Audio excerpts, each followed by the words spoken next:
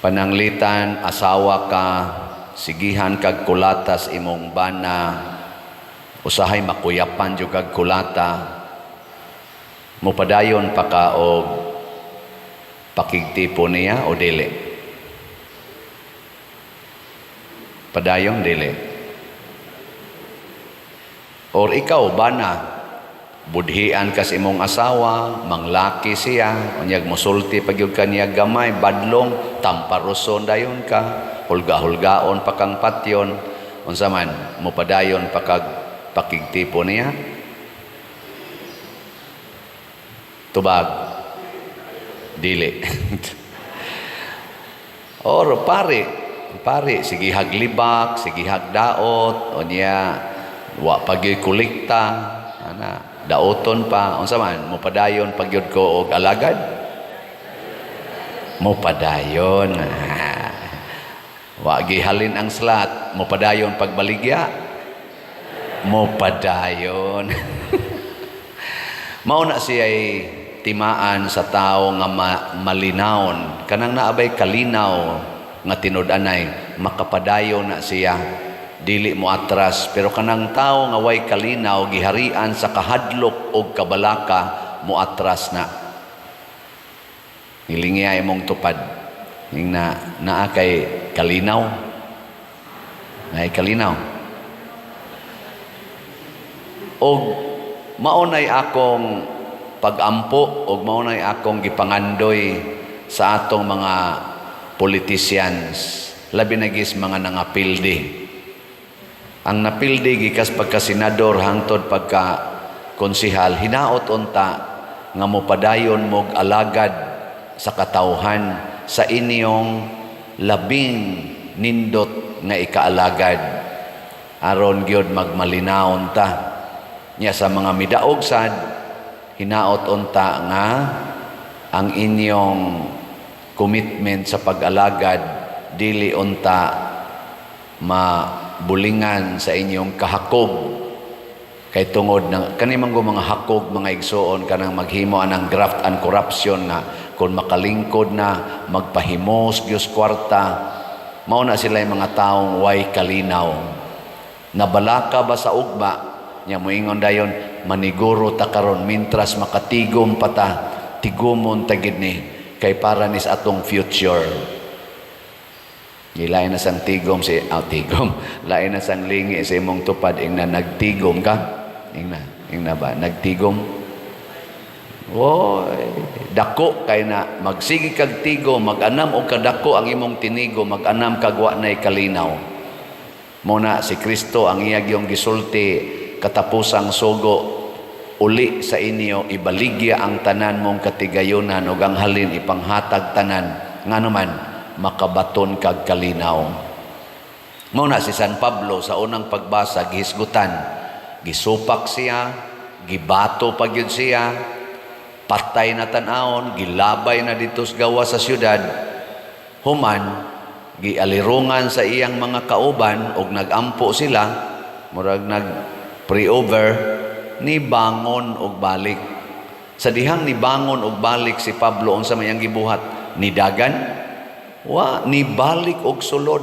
Diin siya gibato og nagsigi siya gapog sangyaw, gani gidasig niya ang mga tao nga kinahanglan mo agi kita sa daghang kalisdanan aron ta makasud sa langit.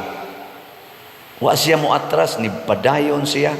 Si Jesus pod, niingon si Jesus diri, ako hapit na patyon, ay mong kaguol nga mamatay ko. Kanirong atong gipadulngan, kamatayo na ninako, pero ay mong kaguol. Kay dunay amahan nga naghatag og kinabuhi. Nya ningon din siya diri pag-ending, tana, manlakaw na ta. Asa man sila mulakaw? Palayo sa Jerusalem? Nanlakaw sila pasulod sa Jerusalem. Diin siya giandama na og kamatayon. Kana mo'y nindot. Muna ang asawa, sige kulata, moingon ra gyud ang asawa, padayon ko. Lagom na kaignaong nangalubo ng ngipon, padayon ko. Ano? Sige. Okay mo na.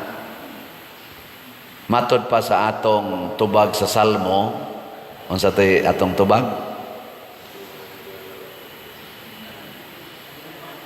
Ang imong mga higala nagtug-an sa himaya sa imong gingharian o Ginoo. Kinsa may higala ni Hesus nga makatug-an nga ang iyang gingharian niya nas kalibutan. Ang mga tao nga dili mahadlok magantos og mamatay. Kana ba mga taong malinawon bisan og gidaog-daog. Og daghan kay taana. Mother Teresa, San Vicente Ferrer, Saint John Mary Vianney, kana sila San Roque, Saint Therese, tanang mga santos nga atong gibutang sa altar o katong mga santoson o kinabuhi sa Manilang Bishop Chupilo Kamumot o uban pa, naghatag gid sila kalinaw. Lingay mong tupad ing na masantos ka ka, ing na kuno, ing na masantos ka ka, ratulon magigastanan. Muuban lang imong buhok dahil man kagpakulor ana imong buhok, maratol man di man ka malinawon, magtan-aw sa imong buhok, tan-aw lang kas imong naong nga medyo luspad dabdayon man kagbutang dayon ana nusnos dayon papuwa-puwa kay maratol man kag ang imong naong mura nagluspad kaayo. Ayaw, relax lang. Kung mao na tinuod nimong naong, relax. Di ba? Ginikanan ka, dayon magkasuko, manghapak din ang mga anak, tungod lang kay wa mo tuman sa imong sugo. Ayaw, relax lang. Sige, assignment. Sugod karon. Ayaw na gyud mo giyaw-yaw. O di na gyud ta mo yaw-yaw. Okay mo ana? Ana. Sige, suway ko no.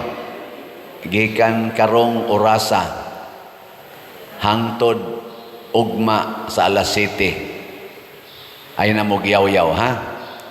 Di na ta mo yaw-yaw. Nya ugma og magkita patag di mo mga matay. I-check kuno nato kinsay nakatuman nga wa gyud mo yaw-yaw, kanang relax ra gyud ba? Malinawon ra gyud. Kay matud pa ni Kristo, kining kalinaw nga akong ihatag ninyo, kalinaw ni nga dili sama sa ihatag sa kalibutan. Kay unsa man ning ihatag sa kalibutan nga kalinaw, dali kay mawa inigabot nas mga kasakit o mga pagsulay. Mapapas ra dayon, pero ang kalinaw ni Kristo, bisan pag naay kamatayon, bisan pag naay mga panghulga, magpabiling malinawon. Muna ang mahal nga Birhen Maria, malinawon ra gid siyang nagsunod ni Hesus, samtang si Hesus gisakit, gipapas-an sa cross, hangtod nagbitay sa cross, malinawon siya didto. Ug unsa may timailhan nga malinawon ang usa ka tawo, dili masuko. Wa gyud masuko si Maria, naghilak ra, pero wa gyud masuko. Kay ngano man malinawon. Mo na assignment, why yaw-yaway. 24 hours lang. Nya human i-evaluate ko no. Inig human nimo og himo ana, i-evaluate ko no unsay imong gibati. Nya kun medyo gani nindot, padayon na. Ako bitaw karon ingnon ko, pader, kaon og balik og rice, kaon og balik og pan, inom balik og soft drinks, normal na bitaw ng dugo nimo. Normal naman ako rong dugo. Na mas mga niabot mo tanig 200 kape niya karon aning low carb diet og fasting na abot na mga 105 usahay 90 pa kapin ana normal na kaog balik ingon din ko di na lang ko oy siya nga naman uy you miss one half of your life nako niagi naman sa kugkaon ana usa gani ka loaf na kanang sliced bread duha ra man nakaadlaw nako kanon sa una soft drinks gani sonoron man anakong Sprite, Royal ug Coke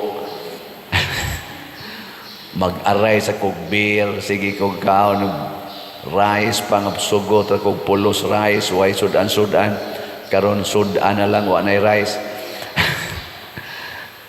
Nyanindot man akong gibati, akong padayonon. Na mga 10 months na ko karon. Huwag pa mami magkita ng Doktora Grace Rojo Tan. Pasalamat yung kong usab ana niya kay bisag mamatay pa ko ugma, mukalit ra kog kamatay.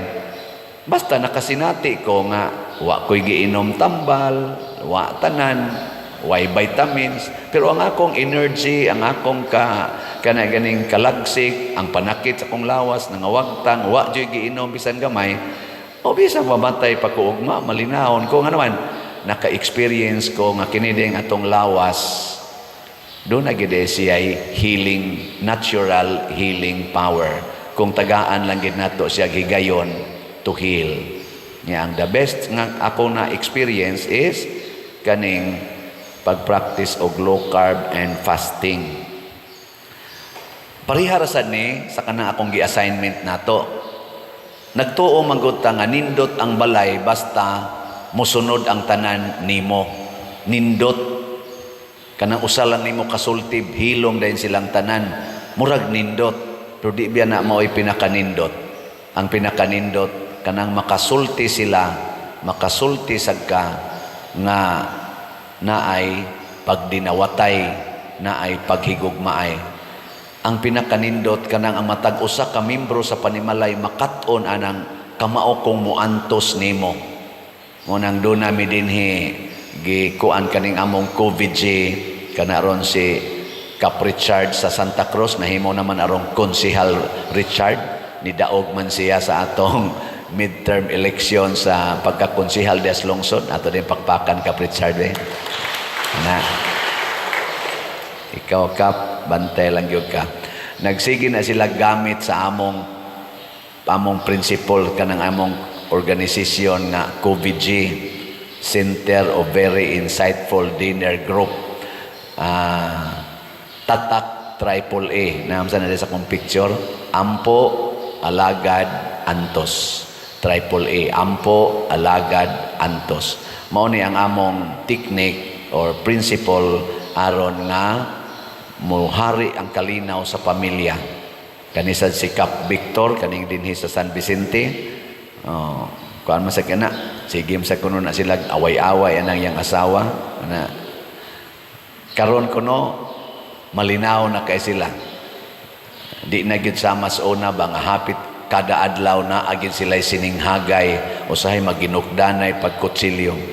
Karon kuno tungod anang Ampo Alagad Antos, gimingaw na sila sa ilang daily nga routine katong away.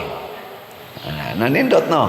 Ano bang kamao kang mo ampo, nya mo alagad ka sa imong kaubas balay, nya mo antos kaniya.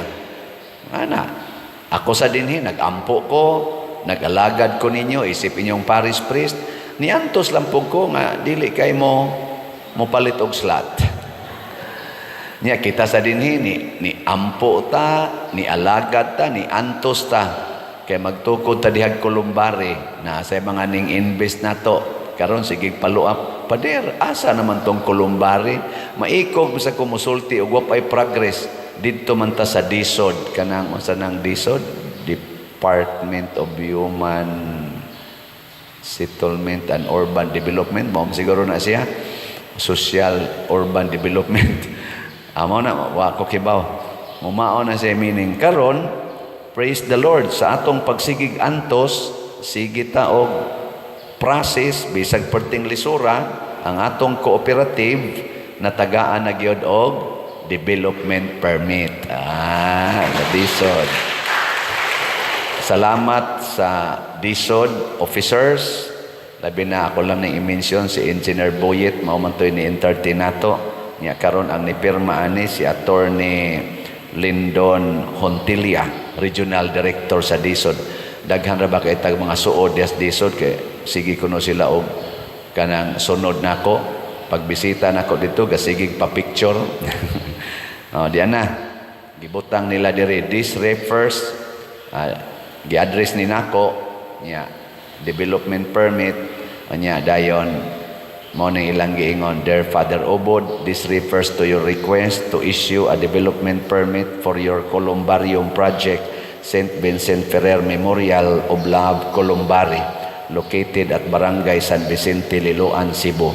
Please be informed that the same is now granted after you have fully complied with the department requirements under Executive Order 648 Columbarium. Accordingly, development permit number R7-25-021 dated May 5, 2025 is now granted. Unsa man ning development permit? Mao na ni siya ang step aron maka-issue na sila nato og kaning license to construct and to sell. Mao na sanay ato rong gi-comply na nasanay daghang requirements, pero dako-dako na gid ni siya nga kanang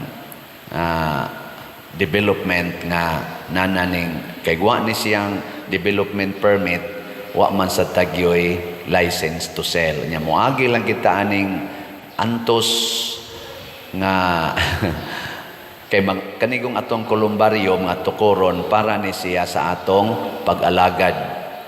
Mo income ta o gamay ang atong cooperative in order to serve more and greater. So service gyud ang ato mo nang ang title sa atong cooperative, service cooperative. Mo serve sa simbahan, mo serve sa community. So inig kuano nya nato ani, inig pamaligya kamo sang gustong mo serve, pamalit lang sa dayon mo aron puhon, anha lang sad mo isod unya puhon. Apil nako nya magsilingan na ta, magtuktukay na ta. Musta? Okay ra ko, Father. Peaceful ka? Yes, peaceful ra. Sige, padayon tagkatuog din So salamat sa mga na-involve nga nakaprocess ani ang atong DENR nga mihatag nato sa CNC, ang atong municipal mayor o sa municipal board diha nga nihatag nato sa mga documents nga atong gipang process o sa atong barangay San Vicente, kapitan o mga konsihal o sa atong mga engineers, mga accountants o mga nag-process. Salamat sa inyong paghago. Nya padayon taghago for more requirements to comply.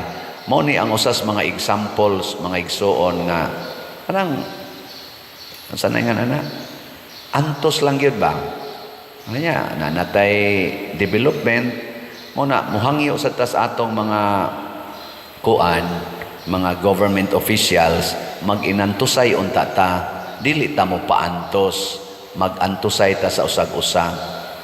Nang atong hangyoon sila nga nanaog, labi na nirong mga na ay highlighted kayong pagkadaog kay murag unexpected sama sa atong bag-ong governor, si Governor-elect Pam Baricuatro, yang ato sa diha sa Cebu City, ang atong mayor, ang bag-ong mayor, si Mayor-elect Engineer Nestor Archibal. Atong iampo, naaman ko'y mga nahibaw-an gid ani nila personal nga mga nindot ni sila sa mga binuhatan in relation to our church and to our people. Iampo nato nga di unta sila malipat, kamaon ta silang muantos o mo channel sa kalinaw alang sa nanginhanglan